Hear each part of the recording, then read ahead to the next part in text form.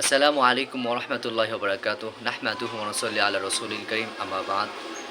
সম্মানিত দর্শক বন্ধুরা, সকলকে জানাচ্ছি রমাদান মুবারক শুভেচ্ছা অভিনন্দন।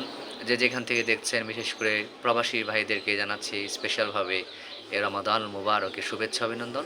আশা করি সকলেই ভালো আছেন। আমি আমার আজকের ভিডিওতে গুরুত্বপূর্ণ একটি টপিক নিয়ে আলোচনা করব। সেটি হচ্ছে যে সাহারি খাওয়ার হুকুমটা কী এবং সাহারি কখন খেতে হবে, প্লাস সাহারি না খেলে রোজা হবে কি না। এই ৩টা প্রশ্নের উত্তর আজকে আমি এই ভিডিওতে দিব। ধৈর্যের সাথে ভিডিওটি দেখবেন। প্রথম কথা হলো সাহারি খাওয়ার হুকুমটা কি। আল্লাহর হাবিব সাল্লাল্লাহু আলাইহি সাল্লাম বলেছেন যে তাসাহারু ফা ইন্না ফিস সাহুরি বারাকা, যে সাহারি তোমরা সাহারি খাও কারণ সাহারির মধ্যে রয়েছে বারাকা। এটা হচ্ছে আল্লাহর হাবিব সাল্লাল্লাহু আলাইহি সাল্লাম বক্তব্য। তো তাহলে বোঝা গেল যে এই সাহারি খাওয়াটা হচ্ছে সুন্নাহ। সাহারি খাওয়া হলো হুকুম হলো, এটা সুন্নাহ। এখন আসুন যে আপনি সাহারিটা কখন খাবেন। অনেক সময় গ্রাম অঞ্চলে দেখা যায় যে 12টার দিকে সাহারি খেয়ে ফেলে, মধ্যরাতে খেয়ে ফেলে, শুরুরাতে খেয়ে ফেলে।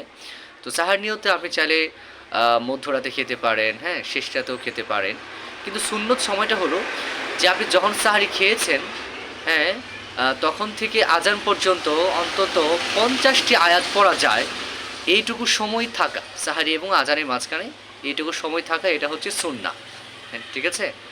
আর তৃতীয় নম্বর যে বক্তব্যটা হলো সেটা হলো যে সাহারি না খেলে কি রোজা হবে কি না। হ্যাঁ, সাহারি না খেলে আপনার রোজা হবে, কারণ এটা সুন্নাহ, কিন্তু এটা সুন্নাতের বিপরীত হবে।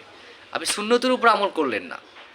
তার আমরা কী জানতে পারলাম যে সাহারির হুকুম হলো সাহারি খাওয়াটা সুন্নাহ, এবং সাহারিটা কখন খাওয়া সুন্নাত সেটা হলো সাহারি খাওয়া থেকে আজান পর্যন্ত 50টি আয়াত পড়া যায়।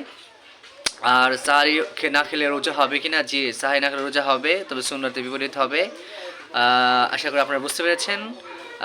আল্লাহ তাআলা আমাদেরকে বোঝার তৌফিক দান করুন। আমিন। আসসালামু আলাইকুম ওয়া রাহমাতুল্লাহ।